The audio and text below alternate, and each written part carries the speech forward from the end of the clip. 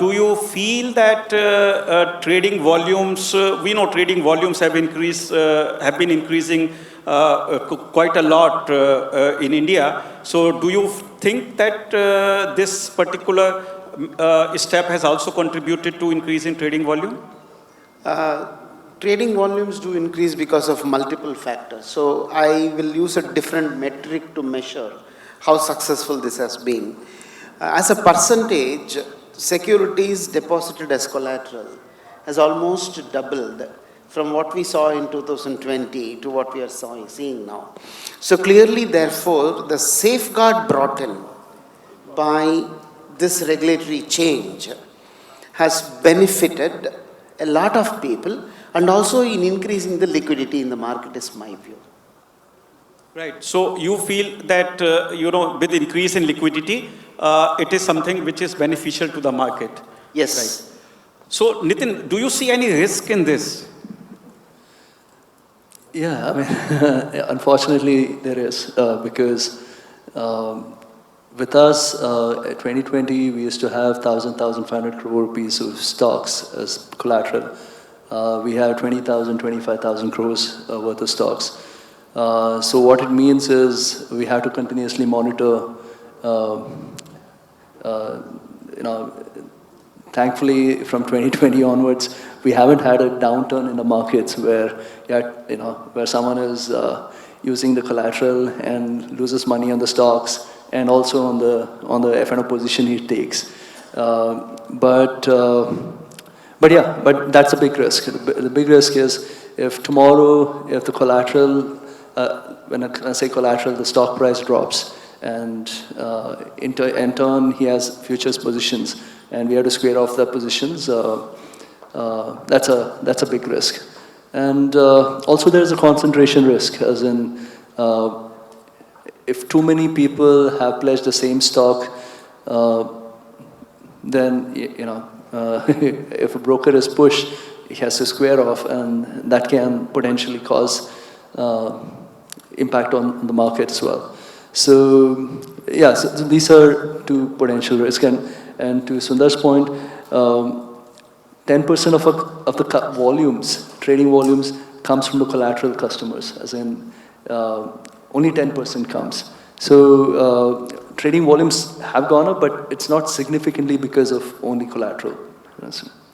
Harsh, your views on risk in this particular initiative, and how do we address it?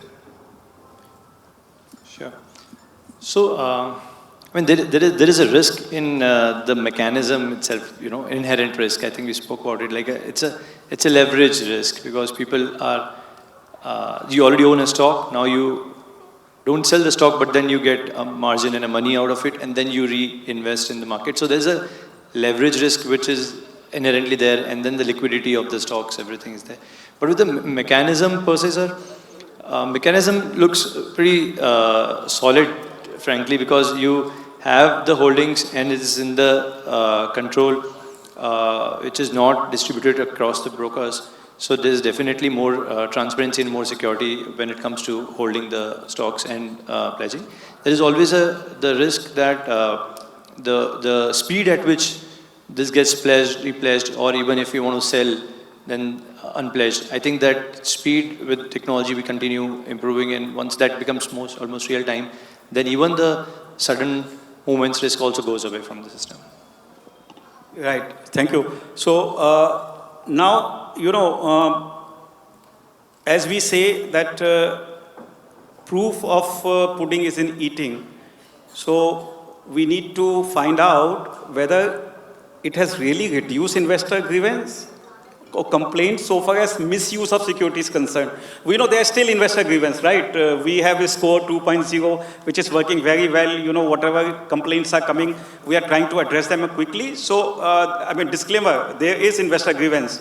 But so far as this particular item, like misuse of my security by trading member or sometime clearing corporation, have you seen decline in that area, less number of complaints or no complaint? What is your experience? So very nicely you have asked put the question, sir. Like investor grievances will continue. But in this specific area about a misuse of collateral by the trading members, certainly there has been a significant drop. There could be other complaints that I tried to pledge and it did not happen in time.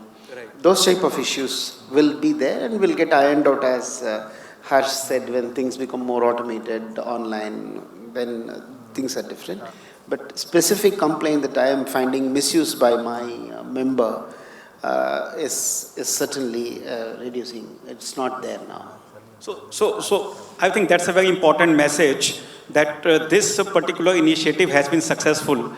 But which all countries have this kind of system in place? Nithin, would you have some kind of international perspective on this? No, as in, no, when I say no, I mean no other country comes even close to what we have to offer. Because in most of the cases, most of the countries, most of the developed markets, the security, as in a sense, the security is with the broker, and broker in turn, marks it as a ledger entry. So the concept of demat account itself is a little grey as such. As in, of course, you have custodian for bigger customers, but most of the retail customers don't really get custodial services. So, I think we are by far the best and the biggest market around the world to offer this. Thank you. That's a very important point. You can be proud of that. India is like a market leader so far this particular area is concerned. So Harsh, what's your view on this? That do you have some kind of input to give how other countries are doing it for protecting securities of the client? What do you have any idea what system do they have in place? And maybe so far as India is concerned, how do you see the future of this initiative? So most of the countries, I think a lot of the countries react post any problem, and they do build systems to check if the wrong has happened and then how to penalize on it. I think we are one of the very few countries who put the protection in the check and the process itself. I think there's a lot more role played by the system, the regulators in general for a country like India than it has been in the developing countries. And it's really been good in that sense. From future, I think there are a lot of things that are happening. There are a lot of things where the transactions, the stocks, underlying collaterals, the volatility, the liquidity, and a lot of intelligence is getting built, which can be used, which will be used over time. From the pledge per se, I think this will keep on evolving as people use it more. I think recently we, as an exchange, reduced the number of shares also from the total list to now, which are the pledgeable list. And this keeps on happening. I think it can keep on happening with more technology use. It can be more continuous, and the risk can still be reduced in the system.